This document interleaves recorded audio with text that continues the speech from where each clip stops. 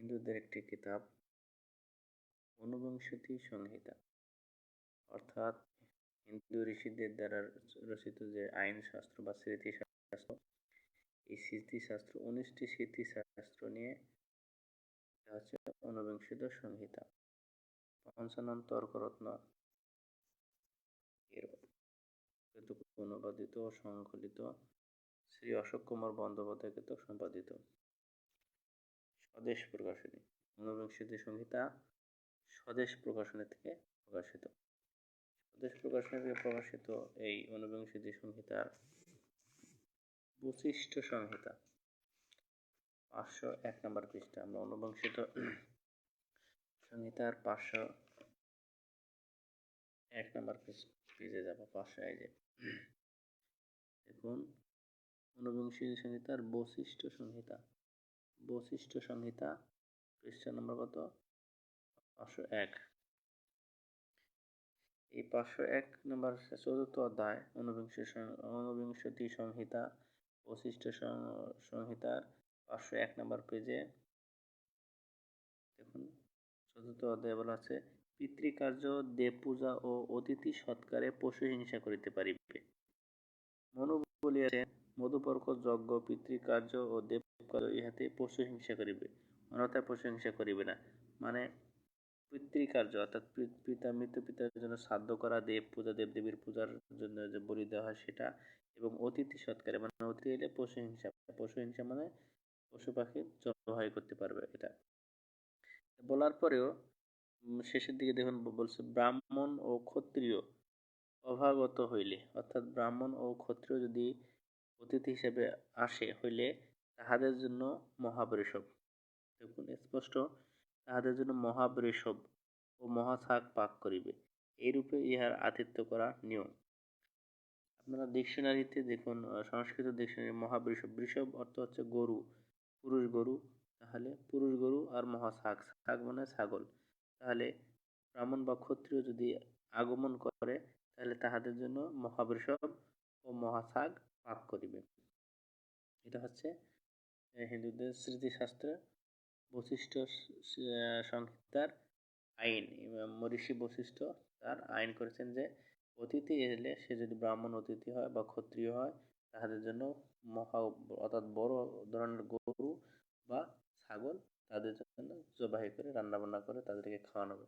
এভাবেই আতিথ্য করার নিয়ম, এবং এইভাবে আতিথ্য করেছেন মহাভারতের অনেক রাজা, তার প্রমাণও এখানে রয়েছে। দেখুন, মহাভারত, কৃষ্ণদ্বৈপায়ন ব্যাসকৃত মহাভারত, রাজশেখর বসু অনুদিত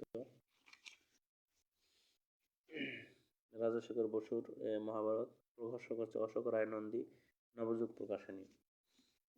এই নবযুগ প্রকাশনী 385 নম্বর পৃষ্ঠা দ্রোণ পর্বে যে অতিথি এলে যে গরু জবাই করা হতো, ওখানে যে নিয়ম দেওয়া হয়েছে বৈশিষ্ট্য সংহিতার, তার প্রমাণে এখানে পাওয়া যায়, মহাভারত থেকে পাওয়া যায় যে হ্যাঁ, অতিথি এলে সেই সময় তারা গরু জবাই করতে। দেখুন, দ্রোণ পর্ব, মহাভারতের দ্রোণ পর্ব 385 নম্বর পৃষ্ঠা, সারানুবাদ রাজশেখর বসুর। দেখুন, দেখা যাচ্ছে, সংকৃতের পুত্র রন্তিদেব, যার 2 লক্ষ পাচক ছিল, যার কাছে পশুর দল স্বর্গ লাভের জন্য নিজেরাই আসত, যার গৃহে অতিথি এলে 21,000 ব্রেশ হত্যা করা হতো, কিন্তু তাতেও পর্যাপ্ত হতো না। ভোজনের সময় পাচকরা বলতো, আজ মাংস কম, আপনারা বেশি করে স্যুপ বা ডাল খান।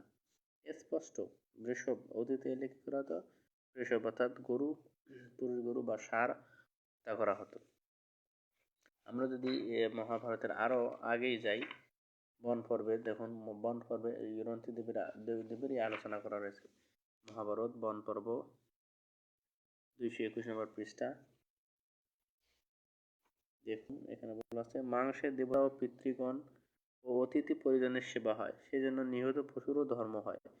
শ্রুতিতে আছে, অন্নের ন্যায় ঔষধি লতাপাতা পশু পাখিও মানুষের খাদ্য।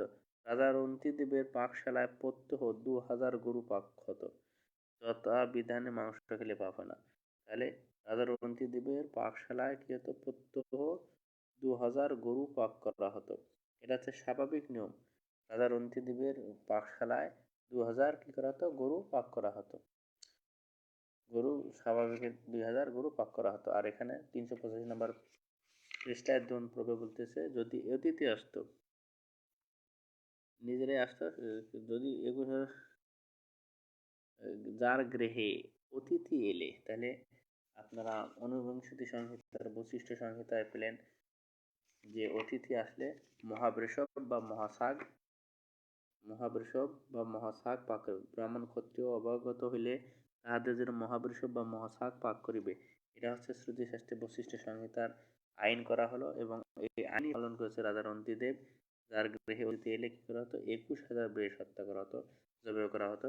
কিন্তু তাতেও পর্যাপ্ত হতো না, এত পরিমাণ অতিথি তার আসতো যে 21,000 গরুকে জবাই করে খাওয়ানোর পরেও মাংস শর্ট পড়তো।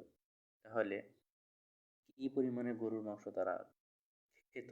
কিন্তু আজকের হিন্দুরা গরু মাংস খায় না, যা তাদের ইতিহাসের ইতিহাসের বই বিরোধী, এবং তাদের আইন শাস্ত্র সংহিতা শাস্ত্রেরও বিরোধী তারা করেছে। আল্লাহ তাআলা তাদেরকে বুঝের তৌফিক দান করুন।